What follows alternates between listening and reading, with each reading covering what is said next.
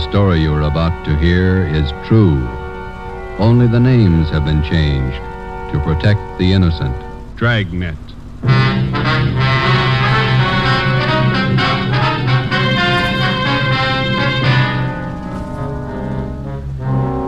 You're a detective sergeant. You're assigned to bunco detail. An expert confidence man has resumed operations in your city. His criminal record dates back 35 years. He's a master in the art of the gentle swindle. Your job, stop him.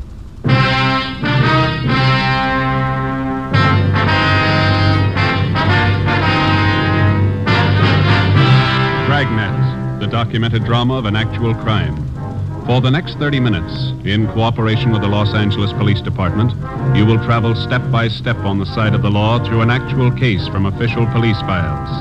From beginning to end, from crime to punishment, Dragnet is the story of your police force in action. It was Tuesday, July 28th. It was warm in Los Angeles.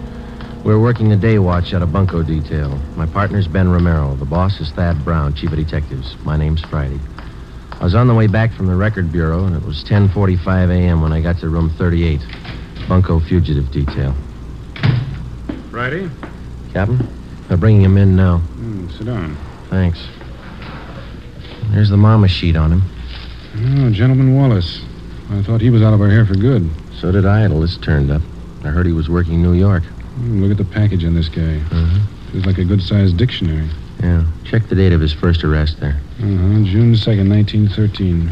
He's been in and out of jail all over the country. McLean County, Oregon, forgery. Bum check beef, San Francisco, 1914. Embezzlement, Santa Ana. Parole violations, Seattle, Portland. More checks, Reno. Billings, Montana, forgery, 1920. Dayton, Ohio, Pittsburgh, New York, grand larceny. Bunco Raps, Las Vegas, Cleveland, Chicago. That's only the first page. There's a couple more there. Yeah, it reads like a novel. Just about as long. What's the story on Wallace this time? What have we got? He reached a couple of used car dealers Saturday. Took them for $2,000 each, and we can't touch him. Why not? How'd he work it? Well, Saturday afternoon, he went to a car lot on the corner of South 3rd and Washington, and he bought a 1948 Lincoln sedan. Showed him his identification, wrote a check for $1,500 for a down payment, and drove away. Another bum check deal. That's a little more than that. About 45 minutes after he left, he drove into another used car lot 2 blocks away from the place where he bought the Lincoln. Yeah. Told the salesman there that he didn't like the car and he wanted to trade it in on another one. The salesman offered him $900 less than he paid for it. Wallace accepted and offered him a personal check to cover the balance. And the salesman went for it? Almost. Wallace seemed so anxious to get rid of the car that the clerk got suspicious, but it was late Saturday and he couldn't call the bank on Wallace's check. So he called the place where Wallace bought the car. That's right. They found out that the sale was made less than an hour before and that Wallace had given them his personal check for it. And then the 2 used car dealers got on the phone, decided that Wallace was pulling a fast hustle, called a cop, and had him jailed. Hold that light a minute, will you? Thanks. Yeah, then what? Well, when the banks opened Monday morning, they called about Wallace's account. He had enough money in to cover both checks. Wallace got a lawyer and threatened suit against the 2 car dealers. He had both of them cold. They settled out of court for $2,000 apiece. Quick deal. Sounds like a master. He's been grifting for 35 years. Knows the con game any way they want to play it. We can't even book him on a VAG charge. He's got a job. And who's he working for? Plastic outfit out in Pasadena. Salesman. Is he registered under 5238? He is. No, just a minute. Yeah? All right, send him in. Romero, he's got Wallace with him. Captain? Ben? Wallace, this is Captain Bryce. Captain, I'm very happy to know you. I've heard a lot about you. Yeah. Sergeant Friday, how are you? We'd like to talk to you, Wallace. Sit down. Oh, well, thanks. It's warm out today. Perspiring. Now, what is it I can help you gentlemen with? Always glad to cooperate. You don't have to give us a build-up, Wallace. We're not buying. You know me better than that, Sergeant. No point in making this visit an unpleasant one. Cordiality, that's a secret. My mother always used to tell me that. She used to say... Look, mister, you're not here to get the keys to the city hall. You're here for investigation. I'm here out of courtesy, Captain. My lawyer informed me I didn't have to come. I don't believe in making enemies, that's all. For a guy that's not trying, you've done pretty well, haven't you? Now, how long do you plan to stay here in town? Los Angeles is my home. It's my place of business. That's fine with us, Wallace, just as long as it's honest. Now, let me hand you a piece of advice. You try copping any more jobs in this town, and we're going to lean on you, understand? I don't think I do understand, Captain. The incident with the used car dealers, I hope that isn't what upset you. You guessed it, and it better be the last caper you try around here for a long time. I had every right to take action against those car dealers. False arrest. They humiliated me. They damaged my reputation. Here's your reputation, Wallace. 35 years of it. 10 jail terms, larceny, bunco, forgery. Have you ever heard of rehabilitation, Sergeant? Oh, yeah. I did my time. I don't owe them a day. I've got an honest job. I've been off the grift for years now. And take a hint, Wallace. Stay off. You'll do better. That's all, Wallace. Just remember, the next time we tag you, you're going to fall hard. You got it straight? Captain, I've been square since I got to town. I'm not switching. Is that it? That's all. Well, that wasn't so bad. Would you gentlemen care to have some lunch with me at the club? Just a snack? No, thanks. Sure, I can't persuade you. Club's just up the street. Fine food. Some other time, Wallace. Goodbye. Well, goodbye, Sergeant. Goodbye to you, Captain. Yeah. Well, we gave him the word. I don't know how much good it's going to do. What do you think, Skipper? There are two things about grifters. They never retire and they never change. Watch him. For the next 4 months, Charles Wallace was kept under surveillance. From his daily actions, there was nothing to indicate that he'd returned to his former profession of confidence man. From experience, we knew it was too good to be true. For a man who had worked the con game from every conceivable angle for as long as Wallace had, chances of his going straight amounted to less than 1 in 1,000. Just as a dope addict is a slave to drugs, the full-fledged con man or grifter is obsessed with the idea of swindling for a living. He loves his work and he takes pride in it, just as much as a doctor, a lawyer, or any legitimate professional man. He has a life and a code of ethics all his own, even has his own language. The grifter's victims are wealthy, middle class, and poor, and many more than the average citizen imagines. Wednesday, December 1st, 1 p.m. Ben and I had lunch and checked back in at the office. Food's getting better at the cafeteria, don't you think? Well, beef stew is pretty good. You got an extra coat hanger in your locker? Oh, yeah. Yeah, here you are. Yeah, thanks. Hi, Conlon. Joe, do you see this report the post office detail sent over? You mean that Lonely Hearts ad? No, this is a different one. Real twist. How do you mean, Harry? Let me look, huh? Here. Barney Grant, that's the name he uses anyway. A couple of weeks ago, he planted a small want ad in the newspapers around town. Been cleaning up ever since. How'd he work you? Here, take a look at the ad he was running. Remember, tomorrow is the last day to send your dollar to Box 565, Main Post Office, Los Angeles. Was that all? That's all it took. Last couple of days, been getting about 40 letters a day from people in the city. With $1 in each one. Ad doesn't promise a thing. Just send your dollar. People send them. They picked the guy up, Harry? He called for the last batch of letters 2 days ago. Probably pulled out. Postal inspectors checked the address he gave when he applied for the box. They never heard of him there. Barney Grant. That sound familiar to you, Ben? Little, yeah. Maybe R&I has a package on him. Friday, see you a minute. Right, Captain. Ben, you and Conlon want to check that name through R&I? I'll be in with the skipper. Yeah, okay, Jack. Friday, close the door, will you? Sure.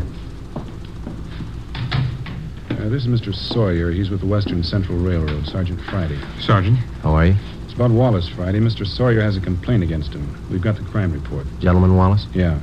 You want to fill him in, Mr. Sawyer? Well, Sergeant, I'm employed as a standards engineer for the Western Central Railroad. Wallace first approached me about a month ago. He said he was an inventor and he was working on plans of a new type of air brake for use on railroad cars. Go ahead. He said he'd conceived the idea, but that he needed more time and money to perfect his invention. He told me I'd share in half of the profits he got from his idea. It sounded more than fair. How much money did you give him? All I had in my savings account, $3,000. I talked it over with the wife, and the idea looked real good on paper. Yeah. I didn't expect to make too much money for myself out of this, but I thought that if I could get a hold of this braking system, it would certainly help the company out. He took your money and you haven't heard from him since. Well, I presented the plans to the chief specifications engineer in our eastern office. Yeah? I got an answer yesterday, airmail. Our New York office has been working for 2 years on exactly the same set of brake plans. And how'd he get a hold of them? From the Patent Bureau in Washington. Oh, the company has a patent pending on the new device. It's all legal, isn't it? Yes. He simply got the information from them, drew up an exact copy, and submitted them to me. He sold you an invention that your company already owned. Yes, sir. And I'm out $3,000. You know where Wallace might be now? We've checked the boarding house where he was staying. He left there last night. No forwarding address, nothing. We've got an all-out points bulletin on him. Do everything we can. Well, thank you, Captain. Sergeant Friday. You have my card. If there's anything I can do to help, please call. All right, Mr. Sawyer. Goodbye. So long.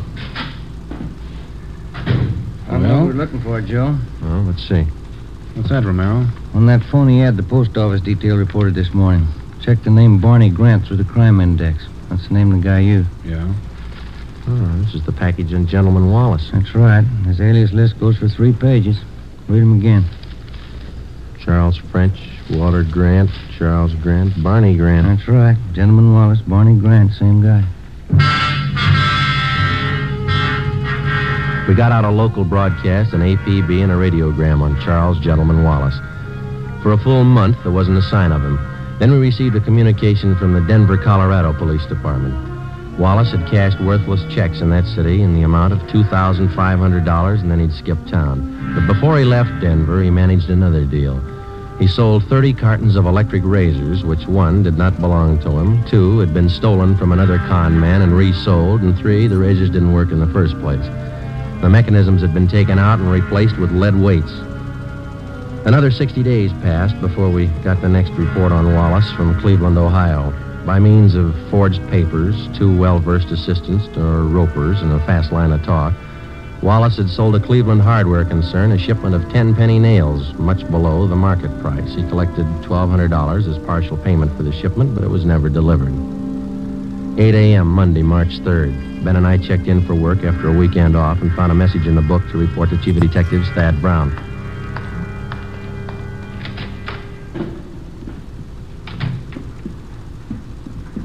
Chief, you wanted to see it? Come in.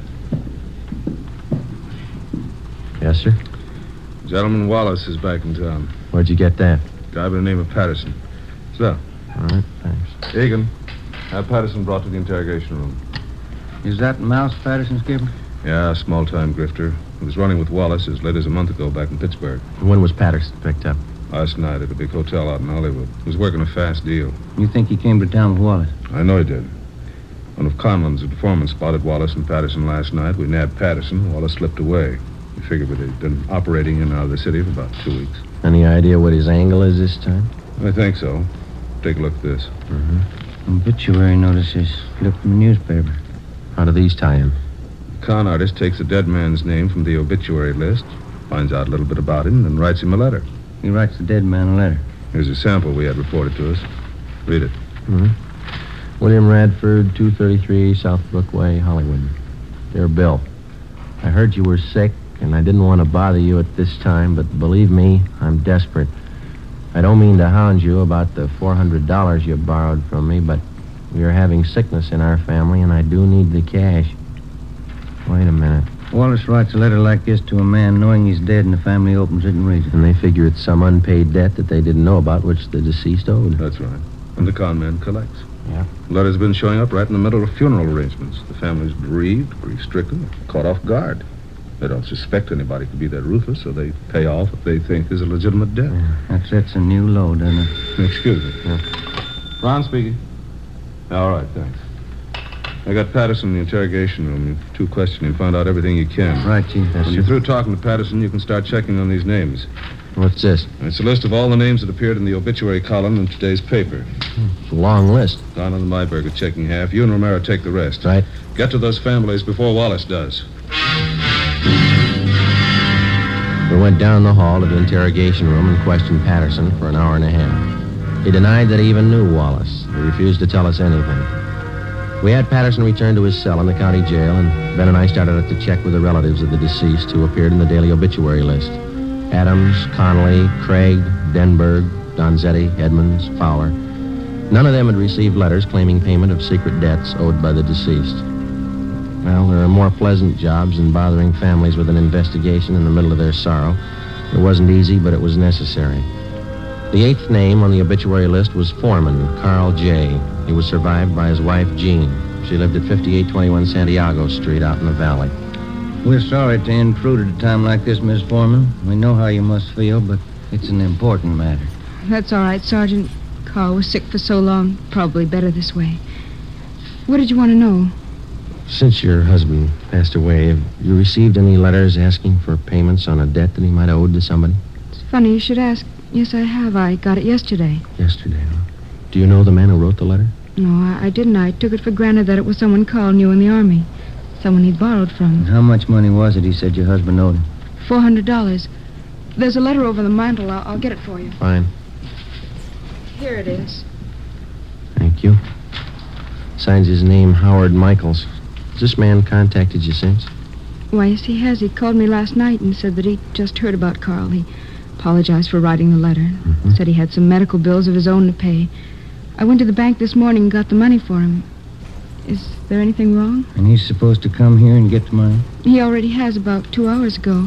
He seemed to be a very good friend of Carl's. Ben, you got that mug shot on? Yeah. Yeah, here it is. I don't understand, Sergeant. Is, this the man who picked up the money this morning? Yes, that's Mr. Michaels. Don't you think he was Carl's friend? I don't think so, Miss Foreman. But no one would do that. Who could be that low? You're looking at his picture, Miss Foreman. His name's Wallace.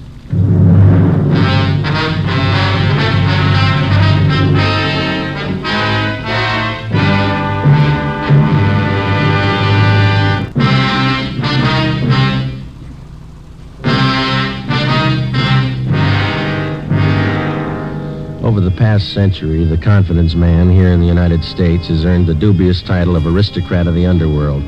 Among small-time thieves, cutthroats, dope peddlers, pickpockets, and similar small fry, he's looked up to and respected. The true con man does not consider himself a crook or a thief in the ordinary sense of the word. He's smooth, courteous, fast-talking, and he lives by his own code of rules. He never uses violence. He makes his living by his wits alone. Generally, he's far above average intelligence, and he's totally without a conscience. He thinks no more of fleecing a day laborer of his wages than he would of fleecing a millionaire. Because of their carefully planned operations, only a handful of confidence men are ever brought to trial. Monday, March 3rd, 6 p.m. Ben and I completed our interviews with the families of the deceased and returned to the office. Hi, you two have any luck? Wallace is the guy. We found out that much. Who identified him? Woman out in the valley, a Mrs. Foreman. Wallace posed as an old friend of her husband's, took her for $400. How about Colin and Myberg, Captain? They get anything? They haven't checked in yet. I'm waiting for him. How does Mrs. Foreman make the payoff to Wallace? Through the mails? No, sir. He came out and picked up the dough in person. Yeah, then there's no chance of tracing him through the post office. Seems like he comes up with a new MO every day. We checked out the rest of the families of the deceased on the list the chief gave us. No leads. Don Myers in handwriting checked the letter Mrs. Foreman got. The writing matches with the others. It's Wallace. Hi. No, Conlon. Myberg with you? Down the hall in handwriting. Checking a couple letters with Myers. Do any good today, Harry? Some. We found 2 families got phony letters through the mail. Same deal, Wallace. They pay off to him yet? Neither one. Told him to sit tight and call us if the guy should contact him again. Explain the setup. Who are the people, Harry? Let's see. One's an old fella. Oscar Dunn. Lives over in Highland Park. Other's a pretty wealthy family, Bel Air. Here it is. Elizabeth Secor. She's the wife. Husband's name, Burton James Secor. Investment broker. Died day before yesterday. How much of a debt is he supposed to have owed? The guy in the letter claims $1,200. Signed himself William Kilbright. The letters mention anything about how the payoff's supposed to be made?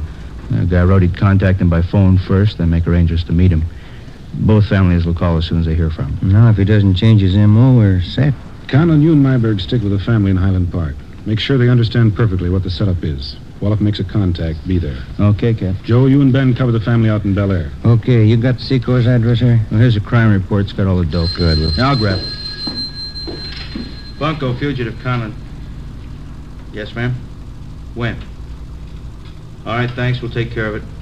Secors. Wallace just called him. What's the pitch? Wants to pay his respects. He's going to visit him tonight. 7:35 p.m. Monday, March 3rd. Ben and I drove out to Bel Air to the Secor place. It was an English-type mansion with a circular driveway out in front. The wake for Mr. Secor was being held in the living room. The butler showed us into the library where Mrs. Secor was waiting. She told us everything that had transpired since she first received the letter from Wallace following her husband's death. She said Wallace had promised to be at her home promptly at 9 p.m. We waited. 9 p.m. came and went. We told her that if the suspect should call, to make any concession, to agree to anything in order to set up a meeting with him. At 10 minutes past 10, the phone in the library rang. Mrs. Secor answered it. I listened in on the extension.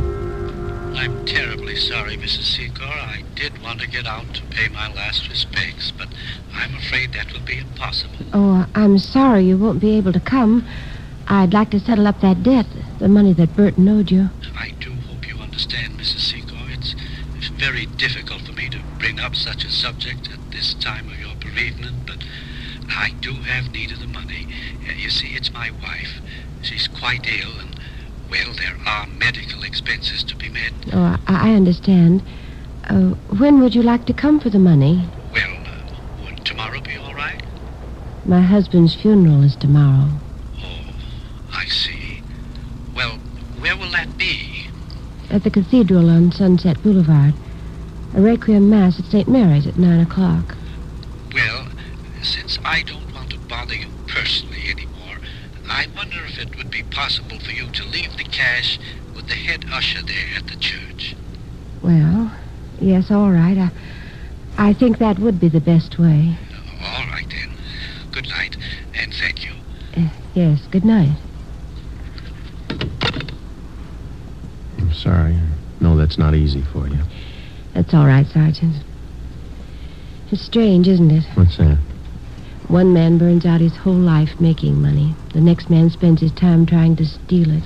What does it all mean? I don't know. We got 2,600 men down in the county jail. They all think they've got the right answer.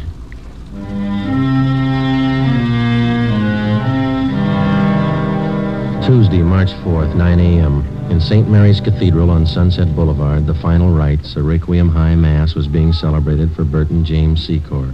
Ben and I were stationed at the rear of the church. Conlon and Myberg, together with 2 other men from Bunco Detail, covered the side exits.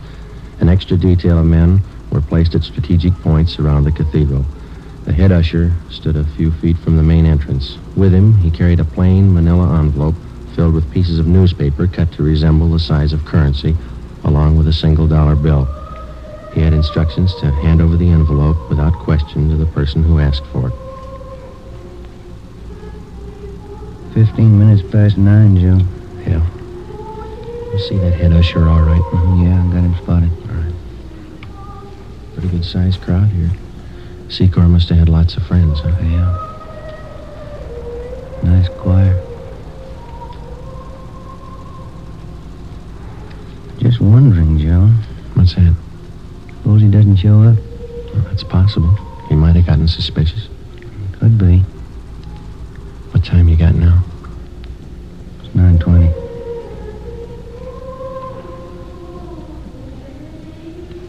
Joe, look. Uniformed messenger just came in the door. Yeah. He's looking around. He's going up to the usher, talking to him. That's it. Usher gave him the envelope. Messenger's leaving. I know. Let's hold it. Give him a lead. All right, let's go.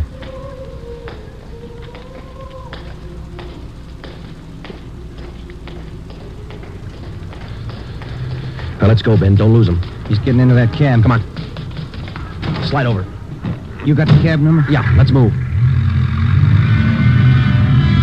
10:30 a.m. Ben and I trailed the cab to a bus depot in downtown Los Angeles. We followed the messenger in and watched him check the manila envelope in a key locker. We waited. At 11:45 a.m., another uniformed messenger entered the bus depot, picked up the envelope, and left. We followed him to the Union Railroad station, where he left the envelope at the traveler's aid desk. At 3 p.m., the envelope was still there, unclaimed.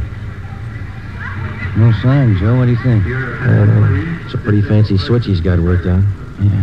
What time's the next train leave? 3:25. Coast Limited for San Francisco. It's 3:21 now. Wait a minute. See that porter over at the desk there? I'm talking to that girl there. I don't know. That's it. She's giving him the envelope. Come on. Yeah.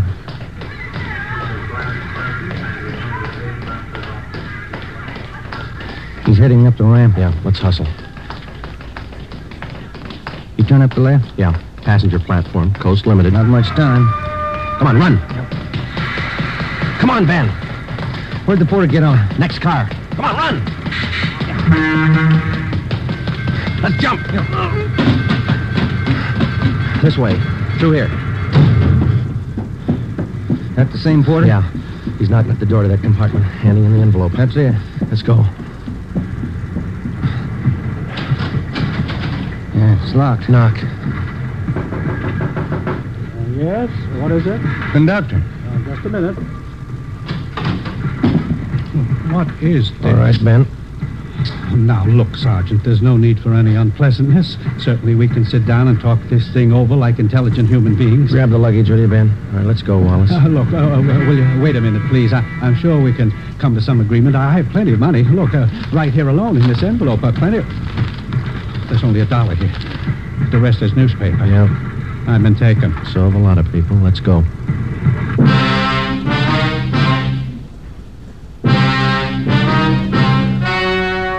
The story you have just heard was true. Only the names were changed to protect the innocent.